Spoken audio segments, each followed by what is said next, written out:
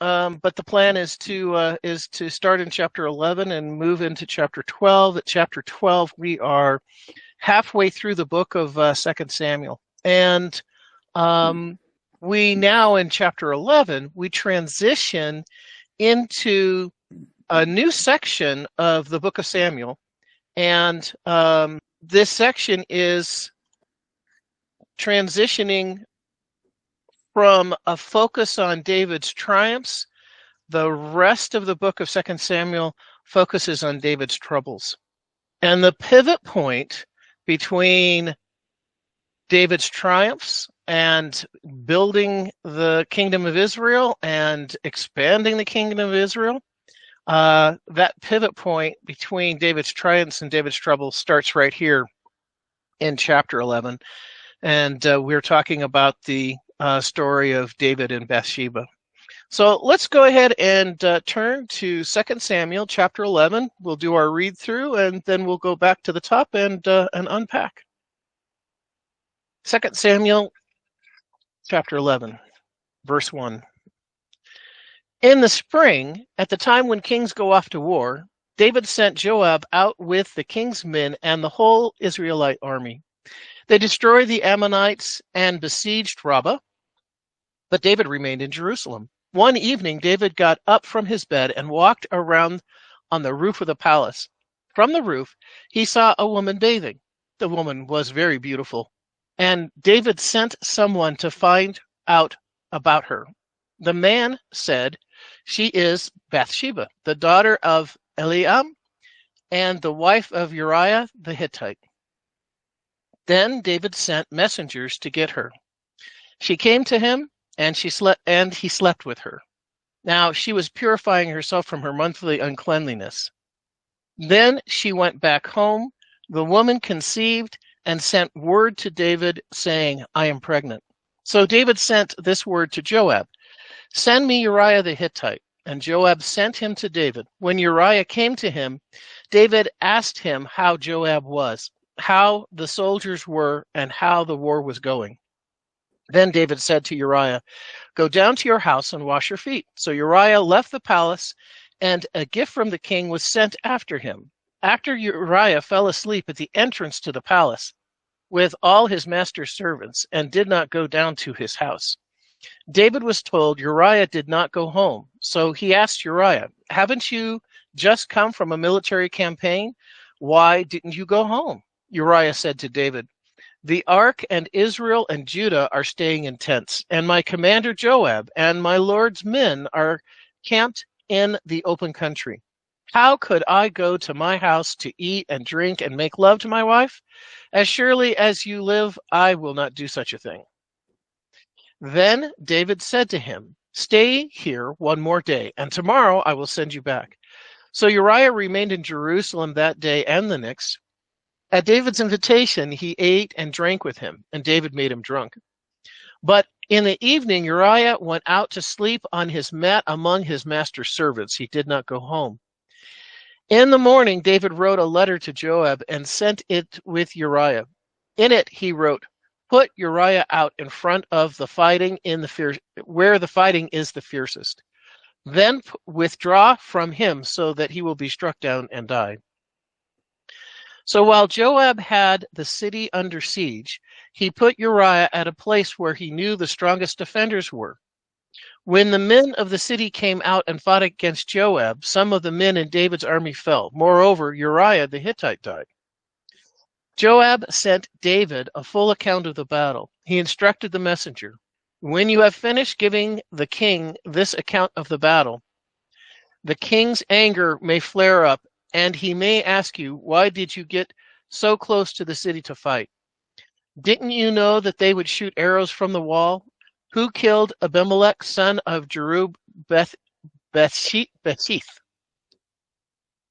Didn't a woman drop an upper millstone on him from the wall so that he died in Thebes? Why did you get so close to the wall?' If he asks you this, then say to him, 'Moreover, your servant Uriah the Hittite is dead.'" The messenger set out and arrived, and when he arrived, he told David everything Joab had sent him to say. The messenger said to David, "The men overpowered us and came out against us in the open, but we drove them back to the entrance of the city gate. Then the archer shot arrows at your servants from the wall, and some of the men of the king's men died. Moreover, your servant Uriah the Hittite is dead." David told the messenger, "Say this to Joab. Don't let this upset you. The sword devours one as well as another. Press the attack against the city and destroy it. Say this to encourage Joab. When Uriah's wife heard that her husband was dead, she mourned for him. After the time of mourning was over, David had her brought to his house, and she became his wife and bore him a son. But the thing David had done displeased the Lord." And that is chapter 11 and the story, at least the beginning, the start of the story of David and Bathsheba. Thoughts, comments before we start to unpack this?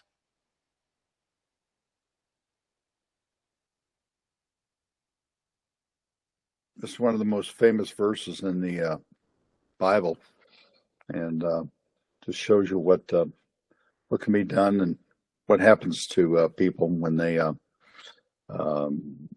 in the way of men that have their emotions tied up into a woman. So it's a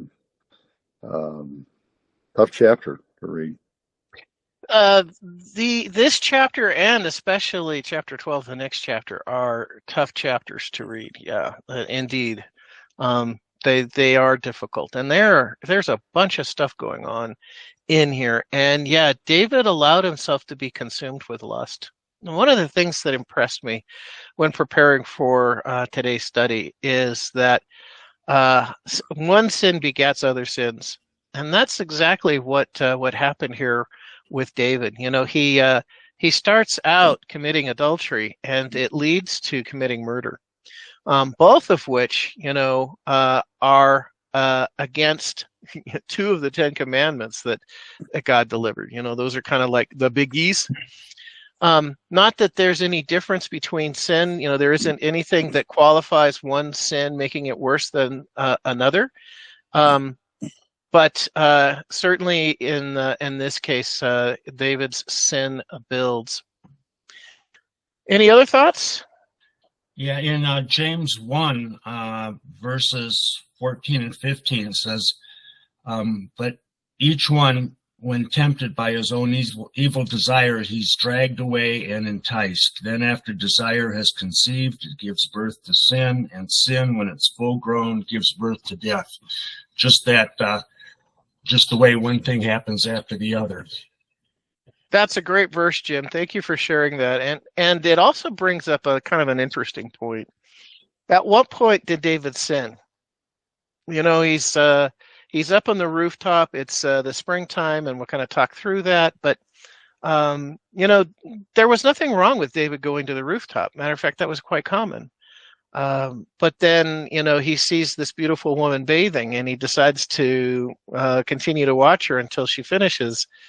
And, you know, is that the point that that David transitioned from thinking to it becoming sin? Well, but then when he goes a step further, right, and he wants to know who this woman is, and then he calls her to him, at that point, he clearly transitions from being it being a thought to it being an action. And at any point, he could have stopped. Now, he probably would have still been out on the rooftop that night, and he might have still spied Bathsheba bathing. But then to carry it to action, to look into or have someone find out who she is so that he can have her brought to him, that's when it goes from the thought to the action and transitions that I guess, fence between thought and deed, thought and sin, because we can't keep. We're going to have thoughts, right? But we don't have to carry them to action. Matter of fact, we can wrestle a thought to the ground and say to ourselves, "Nope, I'm not going to think that. I'm going to stop this right now." and to try and keep it from becoming actually a sin. All right. Again, Perry, Perry, yes, Harry. my one last comment. The last sentence, no kidding. That this displeased the Lord? Yeah, Yeah. no kidding. Right. Right. But the thing David had done displeased the Lord. Yeah, you couldn't be more clear, right, Harry? Okay. So let's go back into the top here. So in the springtime, at the time when kings go off to war, David sent Joab out with the king's men and the whole Israelite army. So that's a beginnings of a problem. David should have been with his men, but for whatever reason he wasn't. So there was a season for war, and we have a season for war today as well. One of the, or part of what made both the world wars, World War I and World War II, absolutely terrible human tragedies was that we continued fighting during the winter. It just increases the amount of hardship that's experienced. And not that wars can't break out any time of the year, but wars are better fought in the spring and summer months as opposed to the winter months. And David should have gone off to war with his men. If they were doing military expeditions, military campaigns, David should have been with his men. But for whatever reason, he decided to stay home. It's quite possible that David really liked his palace. It was very comfortable. And when faced with the decision on whether or not he should stay in a tent and camp with his men out in the field, or stay home in his comfortable palace, David may have opted to stay home in his palace. But the weather was nice enough and warm enough that he was able to go up on his roof at night. And as I was saying, this is not an uncommon thing. It's just the way that the homes were built in the Middle East. It's still built this way in the Middle East. They didn't have air conditioning. They didn't even have electric fans to move air within the house. So, one way that you could beat the heat that was inside the house was to go up on the roof. And so families would actually gather on the roofs. That was sort of like people's outdoor living rooms. The streets were narrow, still are narrow. Not enough room to have a backyard patio or a screen room or anything like that. So they would actually go on the roof and they would relax at night when it cooled down. So it wasn't unusual for David to be on the roof of his palace. One thing that's a little suspect is Bathsheba bathing on her roof. Because like I said, it was not uncommon for people to go and relax on their roofs in the evening or at night. And so she was sort of bathing in public. And it begs the question: did Bathsheba know that that her rooftop was in line of sight of David's rooftop? Was she hoping or did she allow David to see her bathing? It's a question mark. It kind of makes Bathsheba seem culpable in this relationship or situation as well as David. Let's continue reading. They destroyed the Ammonites and besieged Rabbah, but David remained in Jerusalem. One evening, David got up from his bed and walked around the roof of the palace. From the roof, he saw a woman bathing. The woman was very beautiful, and David sent someone to find her out. Now, see, this is where thought or temptation turns into action, turns into deed. When he wanted to find out who that beautiful woman who was bathing on the roof, to find out who she was. That sort of started this whole downward spiral of events that led ultimately to David taking Uriah's life. The woman was very beautiful, and David sent someone to find out about her. The man said, "She is Bathsheba, the daughter of Eliam, and the wife of Uriah the Hittite."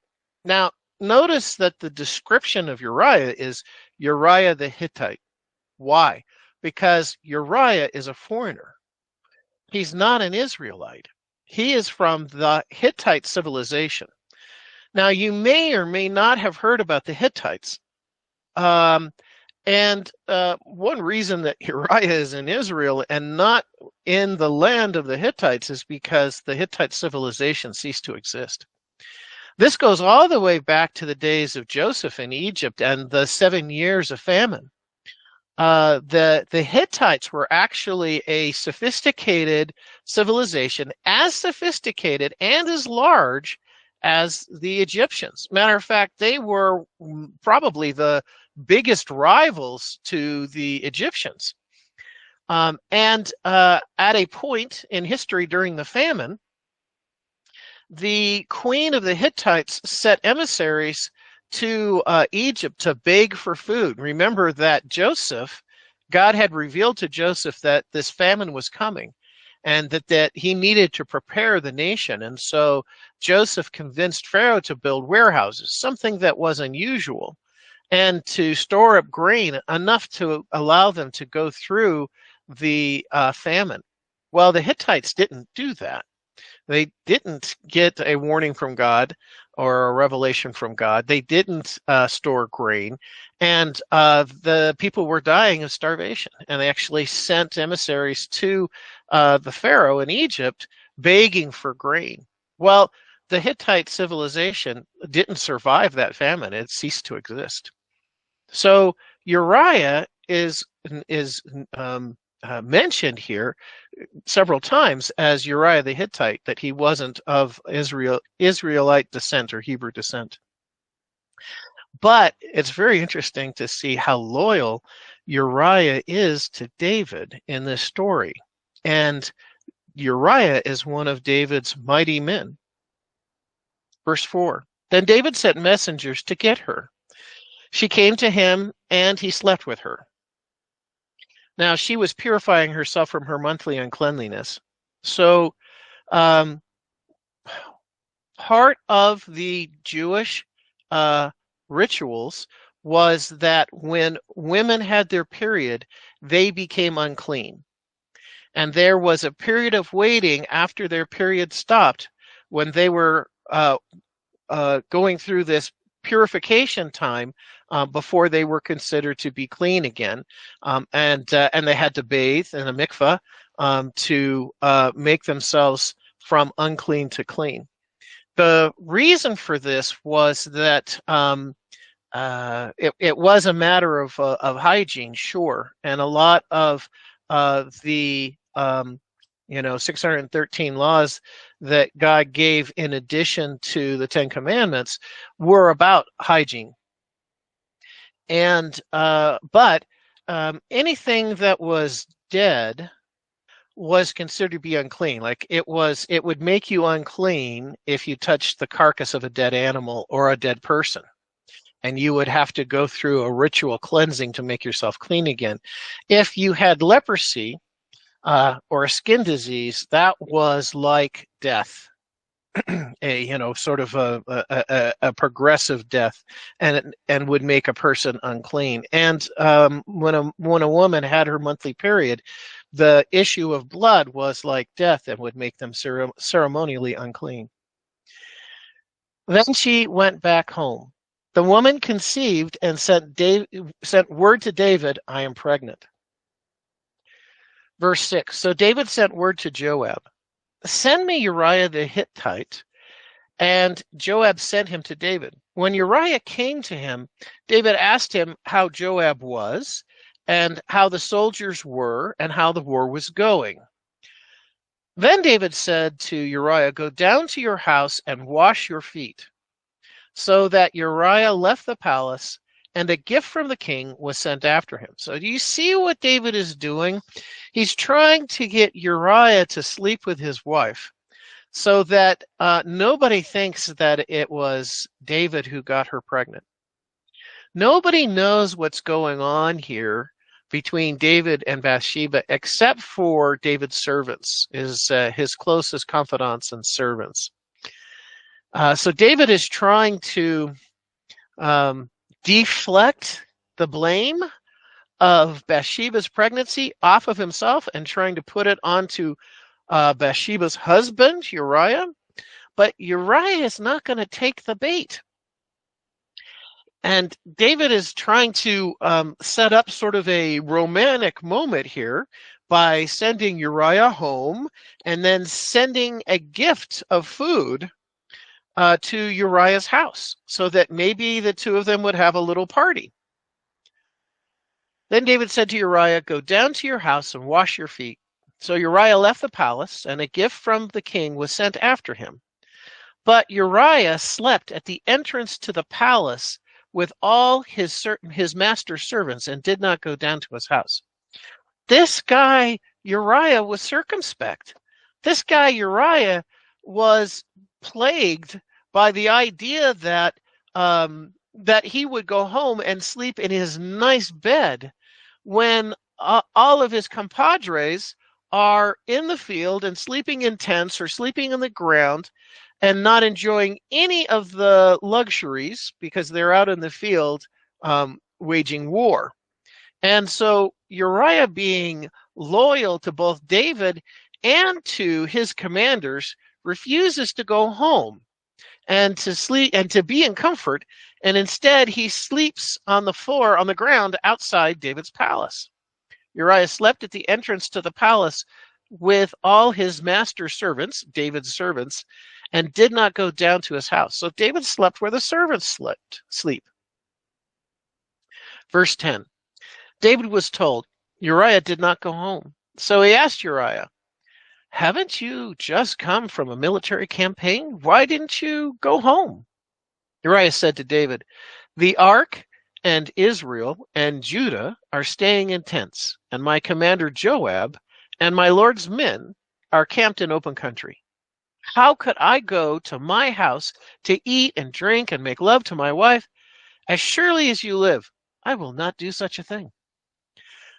This guy Uriah is incredible. I mean, he's very loyal, and he understands, or he is bothered by the fact that his buddies back there at the front are, not living with any creature comforts, and why should he? Verse 12. Then David said to him, "Stay here one more day. Don't go back to the field. Don't rush back to the front lines. Stay here one more day, and tomorrow I will send you back." Because Uriah wants to get back. He wants to get back to the war. He wants to get back to the troops. David says, "Stay here one more day, and tomorrow I will send you back." So Uriah remained in Jerusalem that day and the next. At David's invitation, he ate and drank with him, and David made him drunk. Again, David is plotting, trying to get Uriah to sleep with Bathsheba so that nobody thinks or nobody knows that it's David who's gotten her pregnant. But in the evening, Uriah went out to sleep on his mat among his master's servants. He did not go home. So Uriah slept on his mat on the ground where the servants sleep outside David's palace, and he just wouldn't go home. He wouldn't do it, even when he got drunk. Or better put, even when David got him drunk. Verse 14. So now David is desperate, and he's trying to figure out how he can take care of Uriah. Obviously, Uriah, darn it, is too loyal to fall for any of David's scheming and to sleep with Bathsheba before he goes back to the battles. So David's got to do something different, and he changes his tactic. And all of a sudden, he spirals downward. You can see this, right? So, he first was tempted. He allowed the temptation to grow into sin, and he committed adultery. And now to cover that sin, he started to create a lie. When that didn't work, now he is going to have Uriah killed. And so he's in this downward spiral of compounding sin.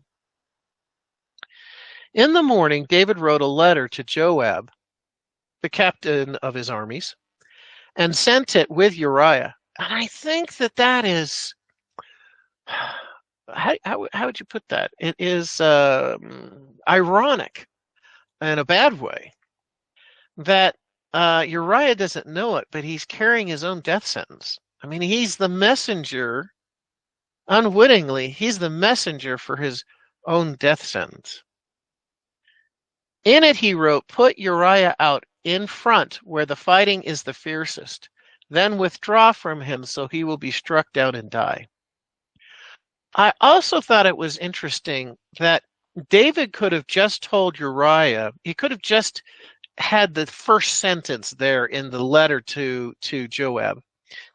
Put Uriah out in front where the fighting is the fiercest, period. He could have left it there. But no, he completes the thought so that Joab knows exactly what David is after. Then withdraw from him so he will be struck down and die. Now, Joab, being David's general, being the captain of David's army, is also very loyal. And he does not question why David wants Uriah dead and has provided the instructions that he has, but he carries them out because of his loyalty. He doesn't question the morality of it, which I also think is interesting. He just goes ahead and he does what David asks. Verse 16. So while Joab had the city under siege, he put Uriah at a place where he knew the strongest defenders were. When the men of the city came out and fought against Joab, some of the men in David's army fell. Moreover, Uriah the Hittite died. This is also very significant because we are looking at this compounding sin of David. Not only was David responsible for the death of Uriah by having him put at the very fiercest place where the defenders were the strongest. And not only did Uriah die, but also other soldiers in David's army died. So now David is responsible for multiple deaths. David now has blood on his hands. Interesting to see this compounding sin of David, where one sin leads to another sin that is worse, to another sin that is worse. It's just this downward spiral that David has gotten himself into. Verse 18. Joab sent David a full account of the battle. Now, note when we read this, Joab is talking to David in code. Why? Just in case the messenger or somebody else reads Joab's report to David, that they won't understand exactly what Joab is reporting, but David will. He instructed the messenger, "When you have finished giving the king this account of the battle, the king's anger may flare up, and he may ask you, 'Why did you get so close to the city to fight?'" Joab is also setting things up so that the messenger won't be surprised by David's reaction. David's reaction, if he gets angry, is a smokescreen, so that the messenger doesn't think that Joab is telling David that what David asked for has been successfully achieved. Instead, Joab is presenting David with the opportunity to create a smokescreen so that nobody knows but Joab and David. When you have finished giving the king this account of the battle, the king's anger may flare up, and he may ask you, "Why did you get so close to the city to fight? Didn't you know they would shoot arrows from the wall? Who killed Abimelech, the son of Jerub-Besheth? Didn't a woman drop an upper millstone on him from the wall so that he died in Thebes?" That's talking about a story that had happened when one of the soldiers got too close to the wall in a previous battle. Why did you get so close to the wall? If he asks you this, then say to him, moreover, your servant Uriah the Hittite is dead, which is the actual important content in Uriah's message that he is relaying and giving verbally to this messenger. That's the information that David wanted to hear all along. It was the information that Joab wanted to report to David all along.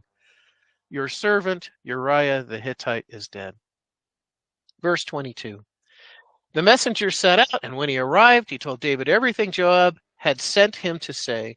The messenger said to David, so the messenger is adding commentary so that he could, because of what Joab had said, how he had prepared the messenger, he's giving additional commentary to justify what happened, the situation. The men overpowered us and came out against us in the open, but we drove them back to the entrance of the city gate. Then the archers shot arrows at your servants from the wall, and some of the king's men died. Moreover, your servant Uriah the Hittite is dead. There it is. There's the real message content. Everything else is subterfuge. That's the real part of the message. But the messenger doesn't know that. Verse 25. David told the messenger, say this to Joab. Don't let this upset you. Again, subterfuge. Don't let this upset you. The sword devours one as well as another. In other words, Joab, I'm not holding you responsible. This was not your fault. Don't let this upset you. The sword devours one as well as another. Press the attack against the city and destroy it. Again, that's subterfuge. David doesn't care whether they destroy the city or not. I mean, yes, he wants his soldiers to be successful. And yes, he doesn't want to lose more soldiers than is necessary to claim the city. But he's telling Joab as retribution for what they did to David's soldiers and to Uriah, take siege of the city, attack it, and destroy it. Say this to encourage Joab. David's playing right into what Joab had set up with the messenger. Again, creating subterfuge. So the messenger doesn't know what David's actual motive and desire was. Verse 26, when Uriah's wife heard that her husband was dead, she mourned for him. Now, I have no doubt that Bathsheba didn't know anything about David's plans to kill Uriah. I'm sure that Bathsheba was in her home and she was fretting about who was going to find out that she was pregnant and that it wasn't Uriah's child.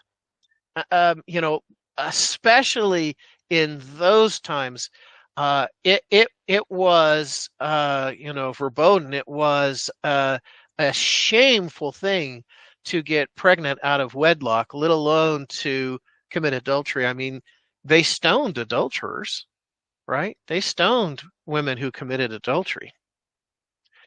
Was anybody going to find out their secret? So no doubt she was in her home worried about how things were going to turn out. And now her husband is dead. And I think that she truly mourned for him. And there was a responsible period or accepted period of mourning. And once mourning was over, David had her brought to his house, and she became his wife and bore him a son. So how is this okay? Well, the general public and most of David's entourage don't know anything about what's happened here previously between David and Bathsheba. And it looks like David, out of kindness for Bathsheba, so that she doesn't become a poor widow with no financial means of support, David asks her to be his wife so that he can provide that support, so he can provide for her welfare. And nobody would be wiser, but God knows exactly what David and Bathsheba had done. Again, verse 27. After the time of mourning was over, David had brought her to his house, and she became his wife and bore him a son. But the thing that David had done displeased the Lord.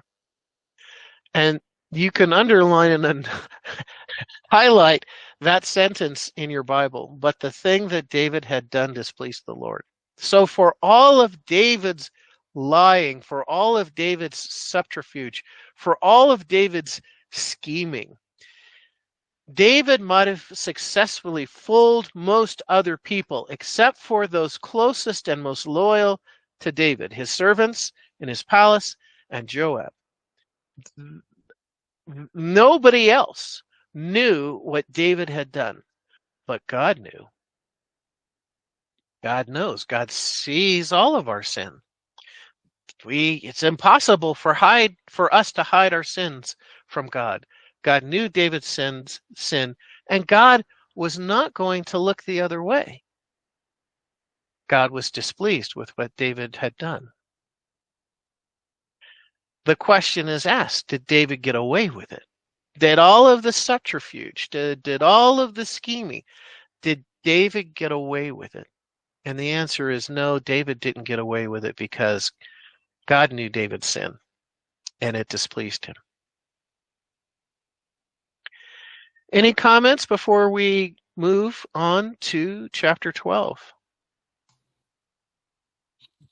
So he's married Bathsheba, but now he's got to keep that secret from her. That he had her husband killed? Yeah. True. What a way to start a relationship, huh? Okay, so let's go ahead and continue to 2 Samuel chapter 12. The Lord sent Nathan to David. When he came to him, he said, "There were 2 men in a certain town, one rich and the other poor. The rich man had a very large number of sheep and cattle, but the poor man had nothing except one little ewe lamb he had bought. He raised it, and it grew up with him and his children. It shared his food, drank from his cup, and even slept in his arms. It was like a daughter to him. Now a traveler came to the rich man, but the rich man refrained from taking one of his own sheep or cattle to prepare a meal for the traveler who had come to him. Instead, he took the ewe lamb that belonged to the poor man and prepared it for the one who had come to him." Verse 5. David burned with anger against the man and said to Nathan, "As surely as the Lord lives, the man who did this must die. He must pay for the lamb 4 times over because he did such a thing and had no pity." Then Nathan said to David, "You are the man. This is what the Lord, the God of Israel, says. I anointed you king over Israel, and I delivered you from the hand of Saul. I gave your master's house to you and your master's wives into your arms. I gave you all Israel and Judah. And if all this had been too little, I would have given you even more. Why did you despise the word of the Lord by doing what is evil in his eyes? You struck down Uriah the Hittite with a sword and took his wife to be your own. You killed him with the sword of the Ammonites. Now, therefore, the sword will never depart from your house, because you displeased me and took the wife of Uriah the Hittite to be your own. This is what the Lord says. Out of your own household I am going to bring calamity on you. Before your very eyes I will take your wives and give them to one who is close to you, and he will sleep with your wives in broad daylight. You did it in secret, but I will do this thing in broad daylight before all Israel." Then David said to Nathan, "I have sinned against the Lord." Nathan replied, "The Lord has taken away your sin. You are not going to die. But because by doing this you have shown utter contempt for the Lord, the son born to you will die." After Nathan had gone home, the Lord struck the child that Uriah's wife had borne to David, and he became ill. David pleaded with God for the child. He fasted and he spent nights lying in sackcloth on the ground. The elders of his household stood beside him to get him up from the ground, but he refused, and he would not eat any food with them. On the seventh day, the child died. David's attendants were afraid to tell him that the child was dead, for they thought while the child was still living, he wouldn't listen to us when we spoke to him. How can we now tell him that the child is dead?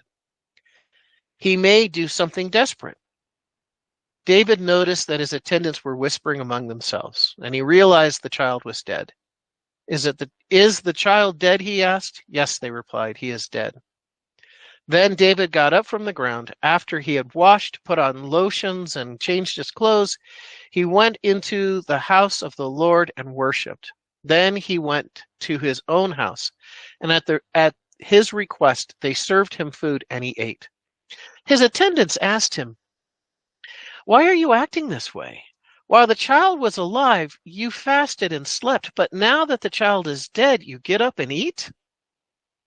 He answered, "While the child was alive, I fasted and wept. I thought, who knows? The Lord may be gracious to me and let the child live. But now that he is dead, why should I go on fasting? Can I bring him back again? I will go to him, but he will not return to me." Then David comforted his wife Bathsheba and went to her and made love to her. And she gave birth to a son, and they named him Solomon. The Lord loved him, and because the Lord loved him, he sent word through Nathan the prophet to name him Jedediah. Meanwhile, Joab fought against Rabbah of the Ammonites and captured the royal citadel. Joab then sent messengers to David saying, "I have fought against Rabbah and have taken its water supply. Now muster the rest of the troops and besiege the city and capture it. Otherwise, I will take the city and it will be named after me." So David mustered the entire army and went to Rabbah and attacked and captured it. David took the crown from their king's head, and it was placed on his own head. It weighed a talent of gold, and it was set with precious stones.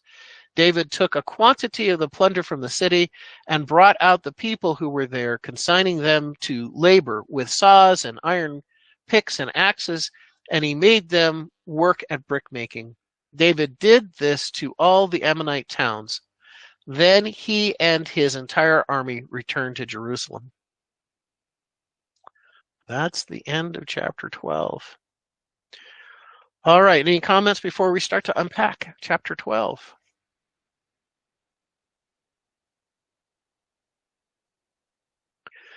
So one thing that we clearly see in chapter 12 is that David's sin does not go unpunished. And there are consequences to our actions, all of them, both good actions and bad actions have positive and negative consequences. And in this chapter, David suffers some negative consequences because of his sin with Bathsheba. Verse 1, the Lord sent Nathan to David. So who is this Nathan guy? Nathan is a prophet. Nathan is the prophet in David's court.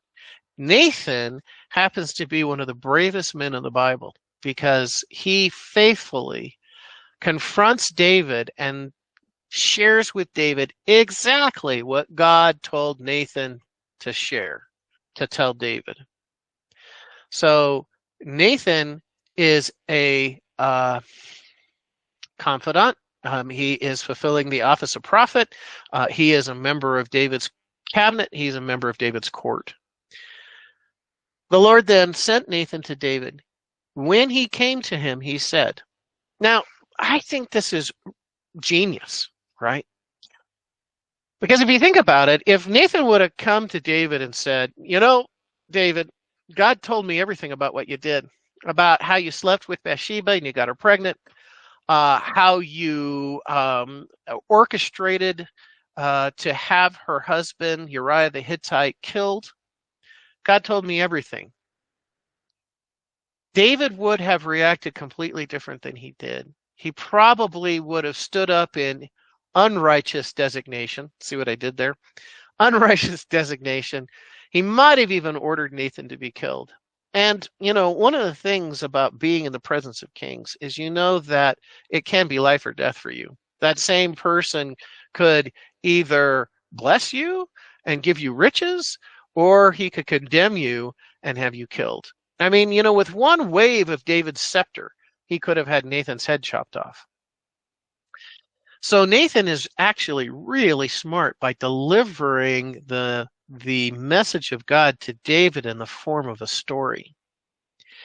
And moving David from being potentially defensive, right? Instead, he moves David to compassion through this story. The Lord sent Nathan to David. When he came to him, he said, "There were two men in a certain town, one rich and the other poor. The rich man had a very large number of sheep and cattle, but the poor man had nothing except one little ewe lamb he had brought. He raised it, and it grew up with him and his children. It shared his food, drank from his cup, even slept in his arms. It was like a daughter to him. Now, a traveler came to the rich man, but the rich man refrained from taking one of his own sheep or cattle to prepare a meal for the traveler who had come to him." You see the parallel that Nathan is drawing here. David already had many wives. If David, if he was feeling amorous, he could have slept with any of his wives and it would have been just fine. But instead, David desired what it did not belong to him. And he took another man's wife.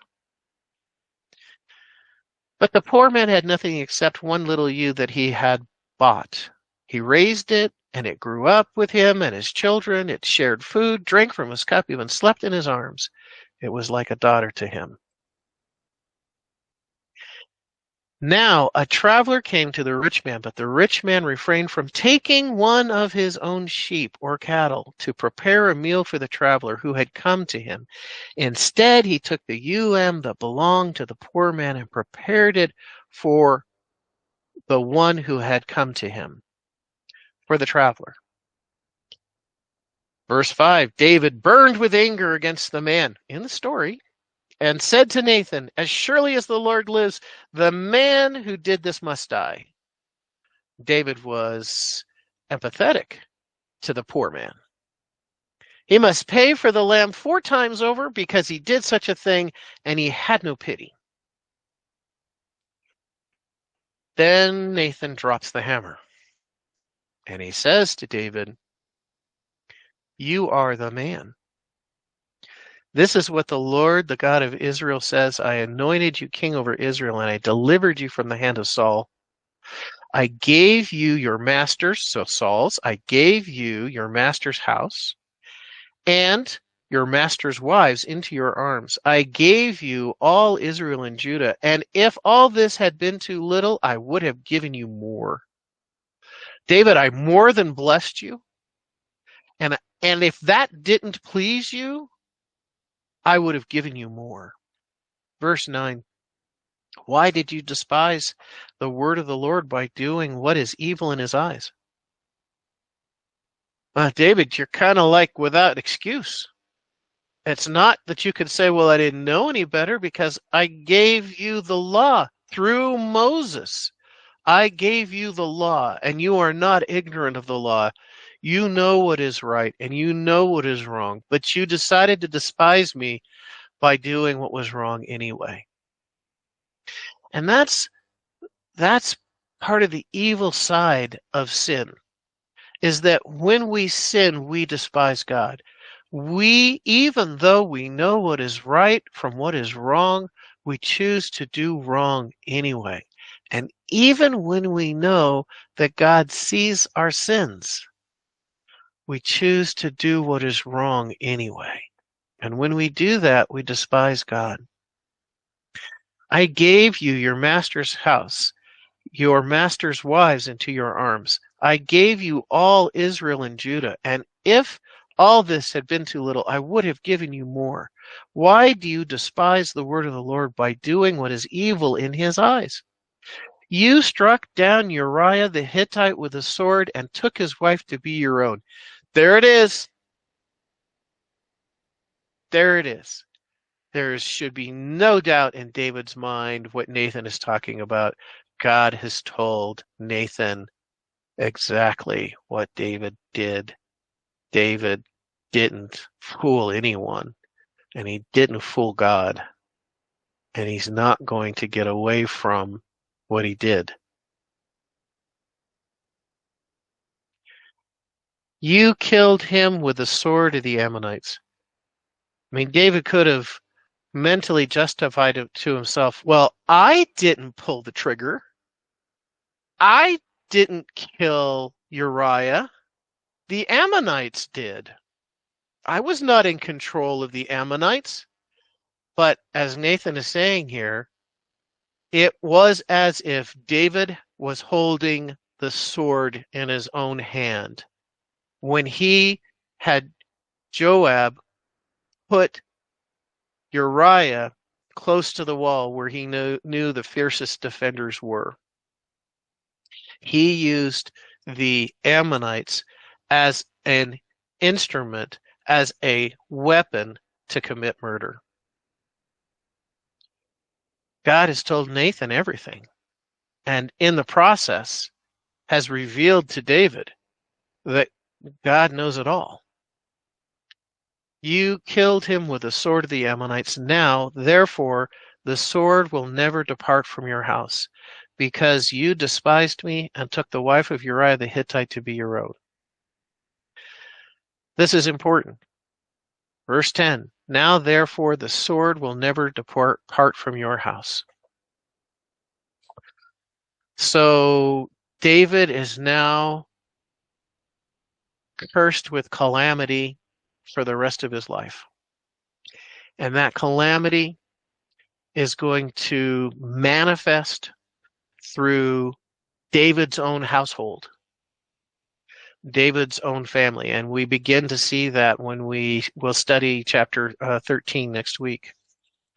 Now, therefore, the sword will never depart from your house, because you despised me and took the wife of Uriah the Hittite to be your own.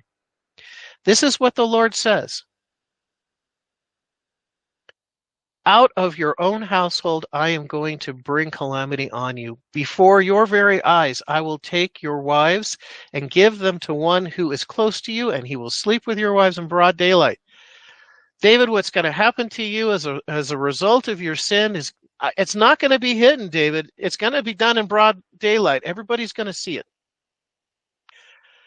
You did it in secret, but I will do this thing in broad daylight before all Israel.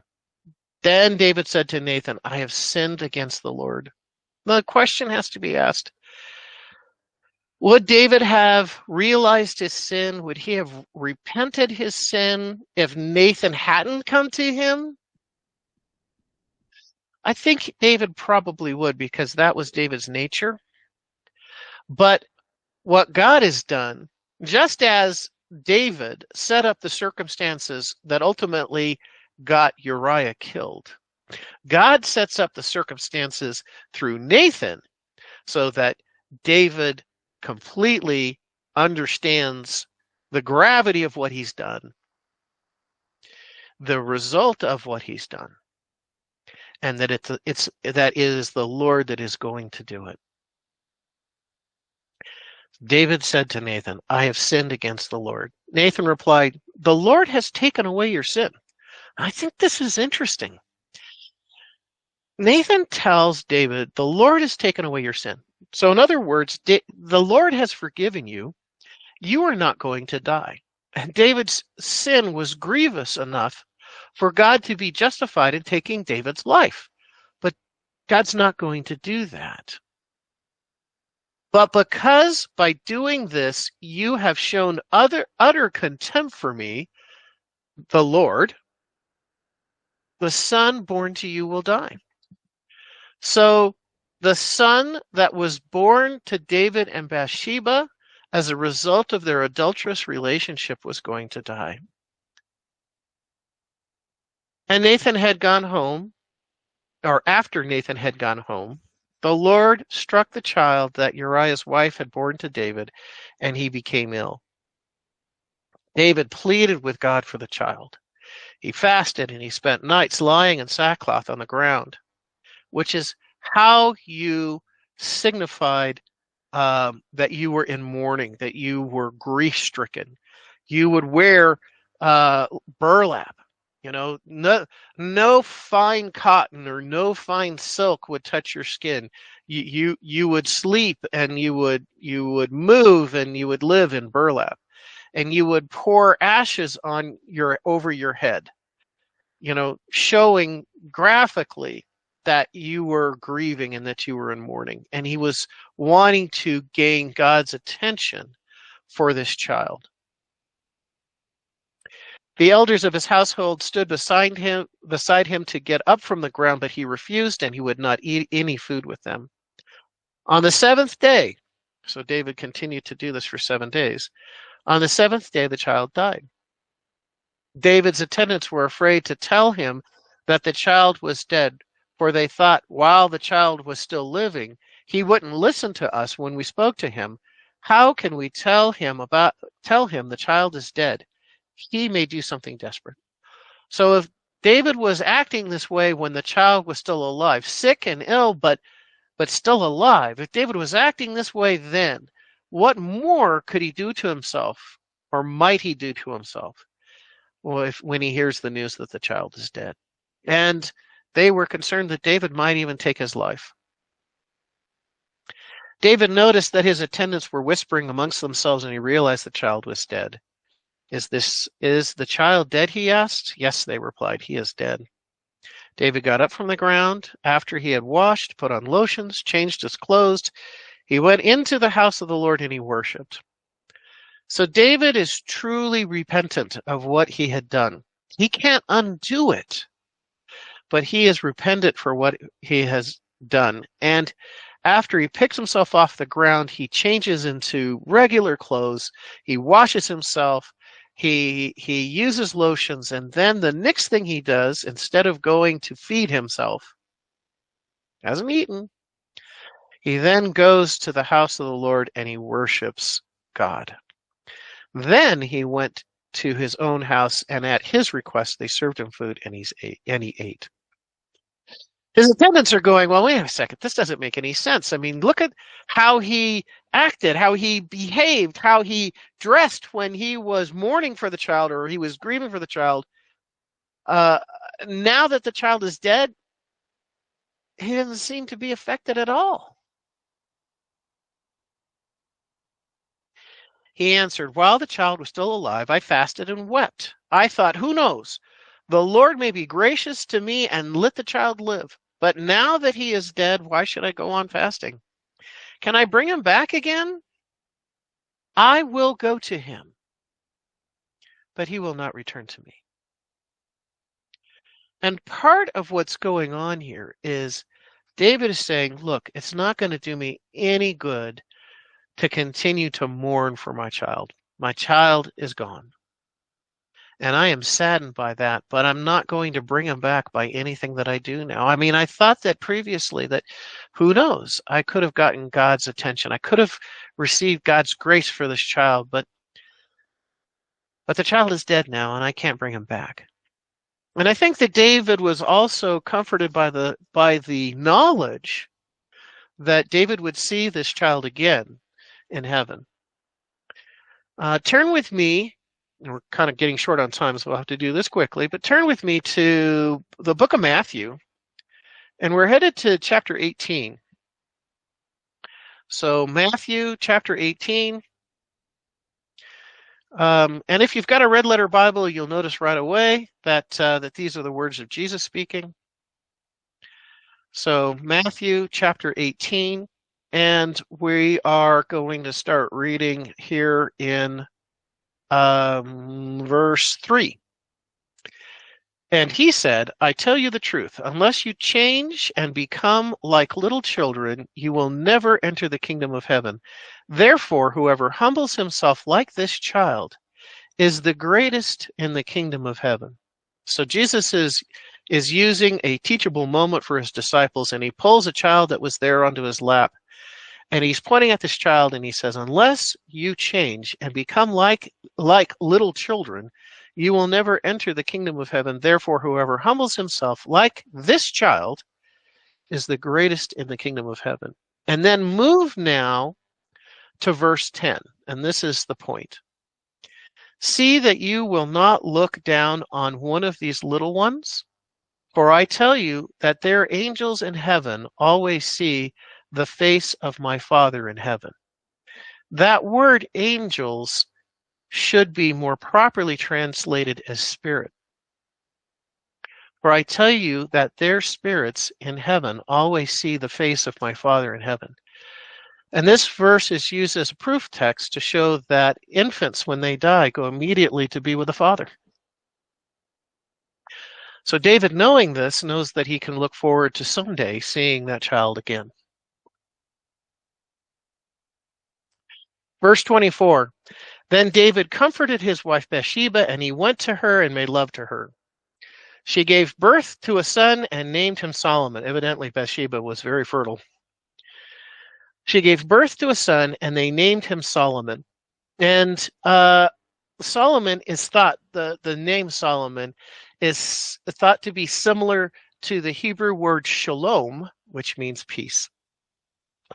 The Lord loved him, and because the Lord loved him, he sent word through the Nathan prophet to name him Jedediah.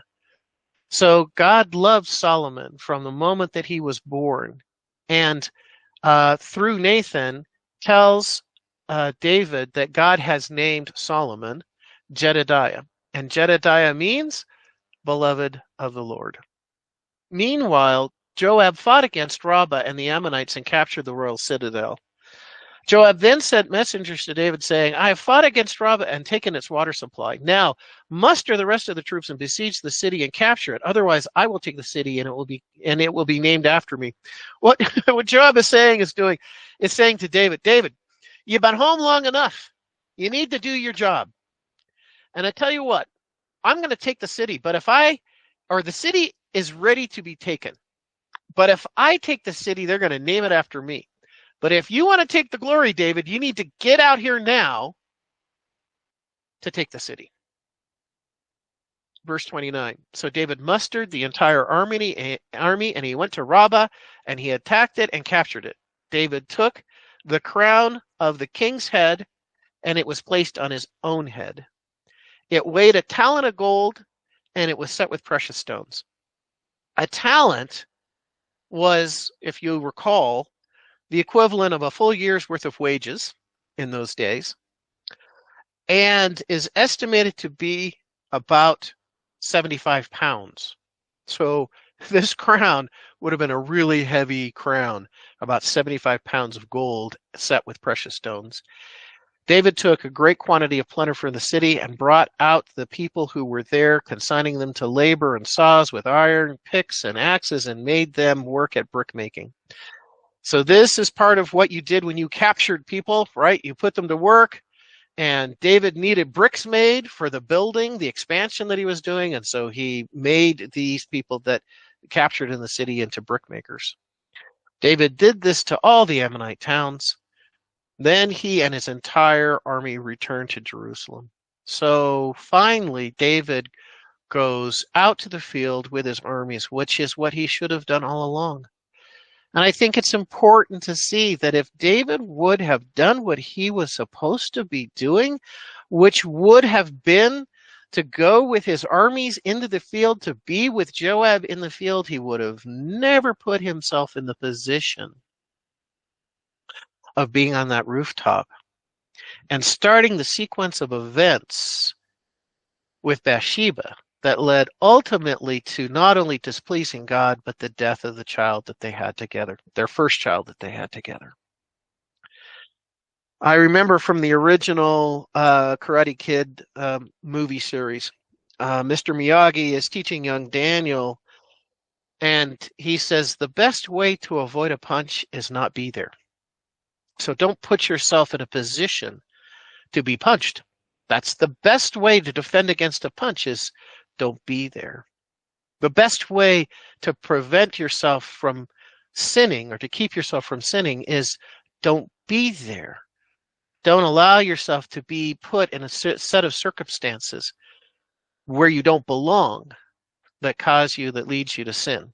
And often into compounding sin where one sin adds to another sin, adds to another sin. Now, one of the things about David is that when David repented, he was truly repentant. David was not a perfect person, and God didn't expect him to be perfect.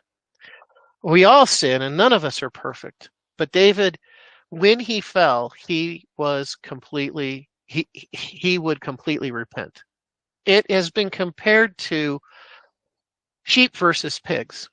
When a sheep falls into the mud, the sheep gets out and figures out how to clean itself, but doesn't want to stay in the mud puddle. Whereas a pig, when it falls into the mud, is happy and wants to stay there. And the child of God, we fall down and we fail, but we don't stay there. We pick ourselves up. We clean ourselves off. We ask God for forgiveness, and then we continue. We don't stay in our sin. To show David and how David repented, I want to close with a portion of Psalms 51, chapter 51. And I'm just going to read it to you. You can turn there if you want to, but I'm just going to read it to you. This is David's heart. Have mercy on me, O God, according to your unfailing love, according to your great compassion. Blot out my transgressions, wash away all my iniquity, and cleanse me from my sin. For I know my transgressions, and my sin is always before me. Against you, you only, I have sinned, and done what is evil in your sight, so that you are proved right when you speak and justified when you judge. Surely I was sinful at birth, sinful from the time my mother conceived me. Surely you desire truth in the inner parts. You teach me wisdom in the innermost place. Cleanse me with hyssop, and I will be clean. Wash me, and I will be whiter than snow. Let me hear joy and gladness. Let the bones you have crushed rejoice. Hide your face from my sins, and blot out all my iniquity. Create in me a pure heart, O God, and renew a steadfast spirit within me. Do not cast me from your presence. Closing thoughts, comments, gentlemen? All right, gentlemen. Like I said, these two chapters are not an easy read. George, did you have something to say?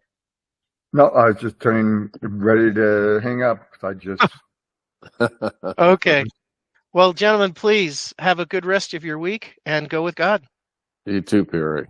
Take Everybody care. have a good week. Bye now. Bye-bye. Thanks. See you next week, guys.